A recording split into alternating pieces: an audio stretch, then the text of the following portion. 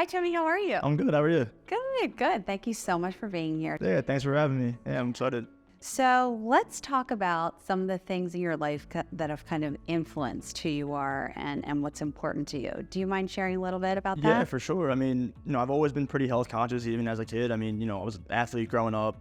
So, you gotta, stay fit, treat your body right, that kind of stuff. But when I was really young, actually, my mom was diagnosed with breast cancer.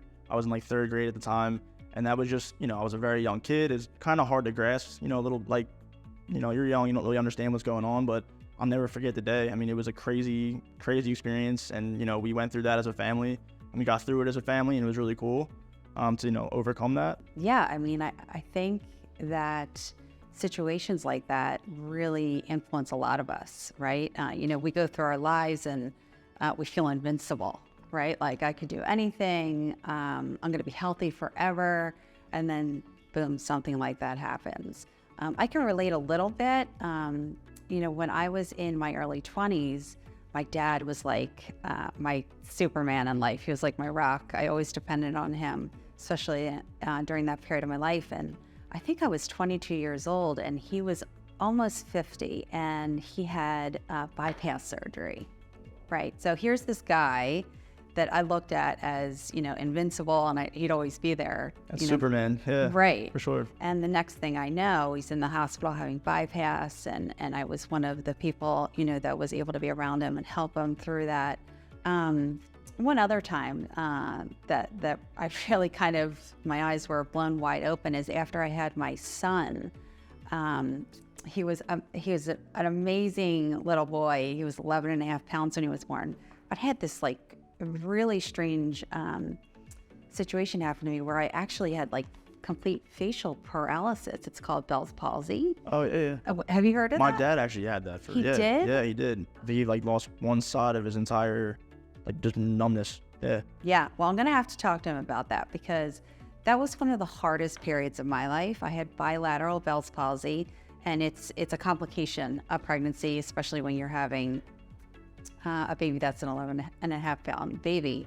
So lots of things kind of spilled out of that. And I think the most difficult thing for me to handle was not being able to smile at my children.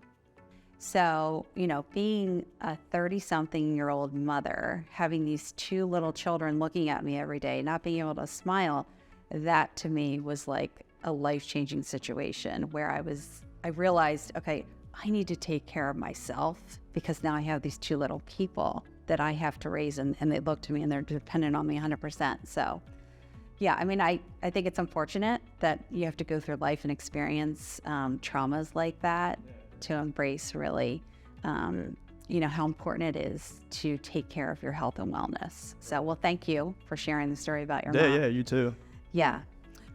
All right, let's talk about, as a 20-something-year-old young entrepreneur, working guy in Pittsburgh, prior to Tallywell becoming a part of your approach, how did you manage your health and wellness?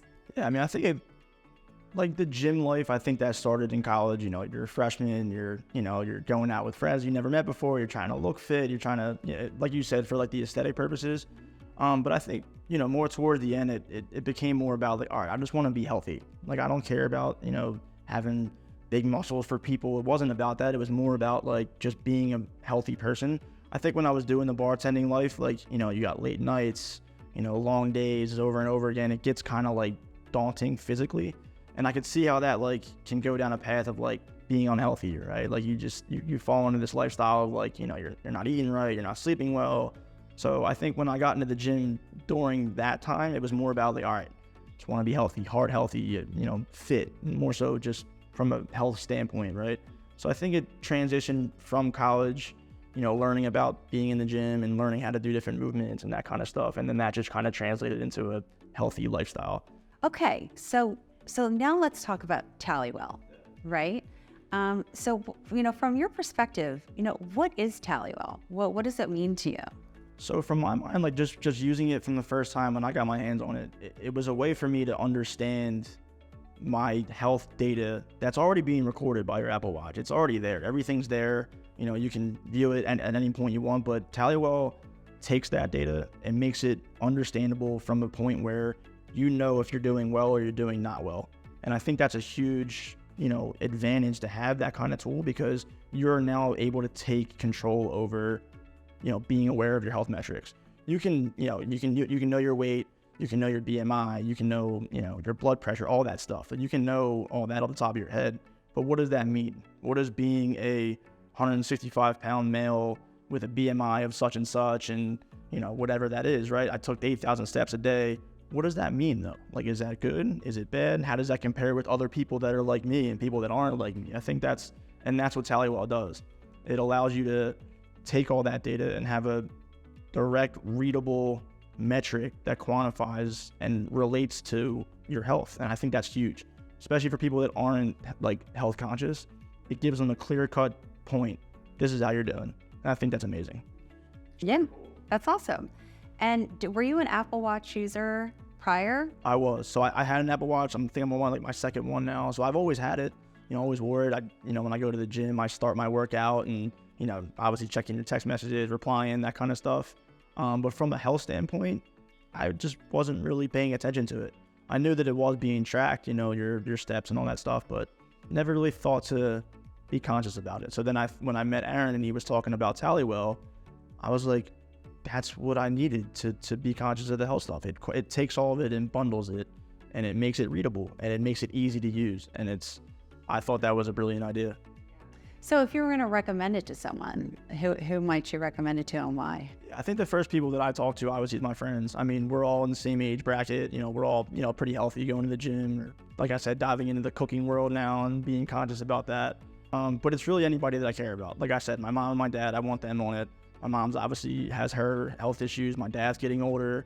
I just want them to be aware and conscious and take control of their health data. Grandma, grandpa, everybody. It's the quick answer is as much people that I care about, I want them using this app for sure. You mentioned your parents. I'm not sure how old your parents are. Mine are in their mid-70s. Okay. Both of whom in the past year, they've had some health issues, one more so than the other.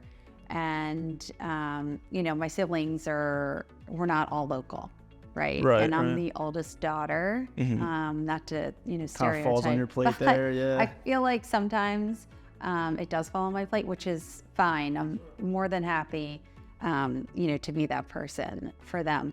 But a lot of times I just feel so in the dark, especially with my dad, with his doctor's appointments. Like, I'm relying on him sharing with me what his doctors are saying and his tests and whatnot. And I feel like this will be a simpler way for me to engage with him about, how he is being more proactive in managing his health. And my mom too. I think my mom will enjoy this a lot because I know she likes to track her steps. Yeah. And I think she's starting to look at her health from a more holistic standpoint. And I see this being just a very simple tool for her to help her manage. And then also, for me to be able to have informed conversations with her as kind of an advocate for her health. Definitely. So I'm excited to take that step with that. Yeah, I think simple is the key word, because, you have people who obviously didn't grow up with technology. They laugh at stuff like this. What are you wearing that watch for? What's that? But, I think the simple ease of use of it, you strap it on, you don't need to think about it. You just go about your day. I think for people that are a little bit older, like your mom and dad, like I have grandparents, obviously, like I think it helps them a lot because they don't need to, do much with it for it to work for them. Yeah, I think, also healthcare is just, everything's gotten more expensive, right, in life. So, obviously we all want to live longer and live better and live healthier.